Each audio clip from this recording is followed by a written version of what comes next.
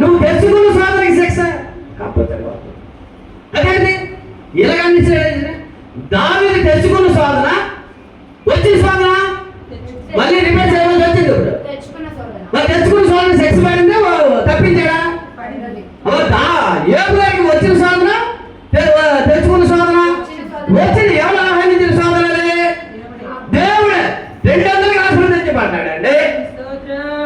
తప్పించాడా లేదా?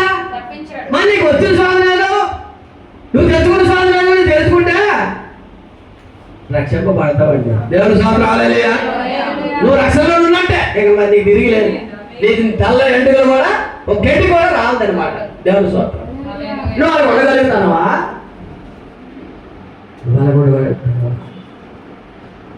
మనం దేవుడు చెప్పిన మాట ఏమంటే ఎవరు చెప్పిన మాటలైనా వింటాం, కథలు అంటాం, కాలక్షేపాలు అంటాం, ఏ మాట అయినా వినగలదు. ఎవరు చెప్పిన అంటాం. ఒక సేవకుడిలో నుండి దేవుడు మాట్లాడుతున్న మాట పెడసేమని పెడతాం. ఎందుకంటే అది నీ తప్పు కాదు. దేవుని స్తోత్రం హల్లెలూయా. అది మీ తప్పు కాదు, మీ తప్పు కాదు. మీరు అనుకుంటాను, మీరు బైబిల్ అడుగుతాను, నేను మందిరానికి వెళ్తాను, ప్రార్థన చేస్తాను, అన్నీ జరుగుతుంది, బాగా ఉంది అనుకుంటాను. అనుకునే ఒక భ్రమాన్ని ఉంటుందండి. భ్రమలో ఉంటాం. దేవుని స్తోత్రం. భ్రమలో బతుకుతున్నప్పుడు మన వల్ల మనుషులు మనం చేయగలరు. దాన్ని తప్పించగల సమర్థన సృష్టిగలదని దేవుడే. దేవుని స్తోత్రం. ఆయన తప్పించగల సమర్థన.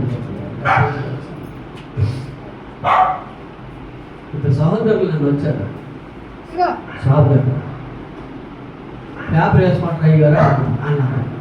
అంటే ఫాస్ట్ గారు అని తెలియదు కదా. షాప్లో కూర్చోండి కాలేదు, కూర్చొని పేపర్ వేసుకుంటారు అన్నారు. పేపరు మా భక్తులు అయ్యా మాకు వేసుకుంటారు. సరే కూర్చోండి.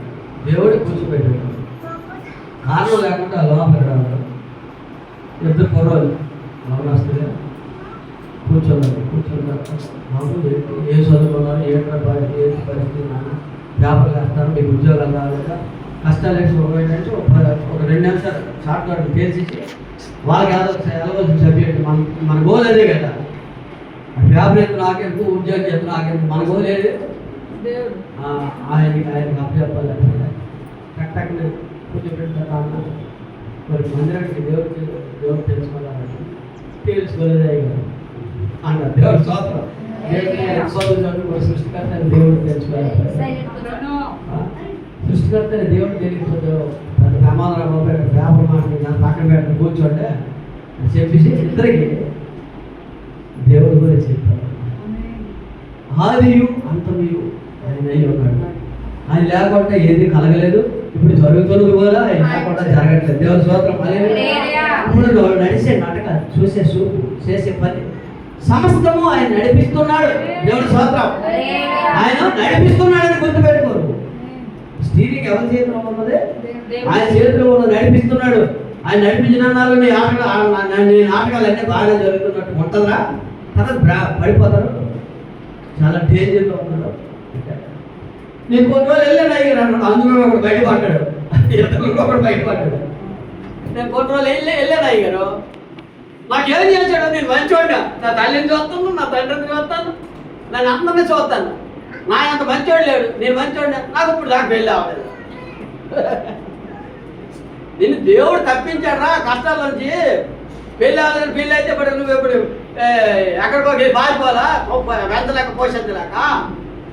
దేవుడు ఎందుకు లేడు చేస్తాడు? పెళ్ళి అవ్వలేదుగా నువ్వు బాధపడు. నువ్వు మంచోడు నువ్వు ఎవరు అంటారా? నేను అన్నానా? ఎవరు చెప్పారా? నువ్వు అనుకుంటే ఎవరు? గొప్పారావు నేను మంచిగా భాషను నేను అనుకుంటే చెల్లిద్దా? చెప్పండి అమ్మా. నేను మంచిగా చెల్లిద్దా? మీరు అనాలా?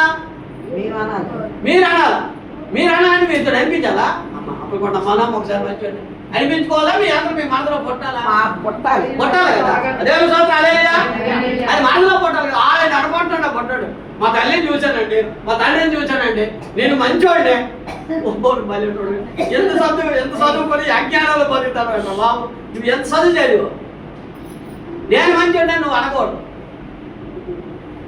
తల్లి చూస్తే మంచోడా, తండ్రి చూస్తే మంచోడా? తల్లి తండ్రిని సృష్టికర్తను పక్కన పెట్టించి అసలు చూడతానులే, తల్లిని చూడు, తండ్రిని చూడు, కానీ సృష్టికర్త ఒక శక్తిమంతుడే దేవుడు అన్నాడు. ఆయన చూడలేదు.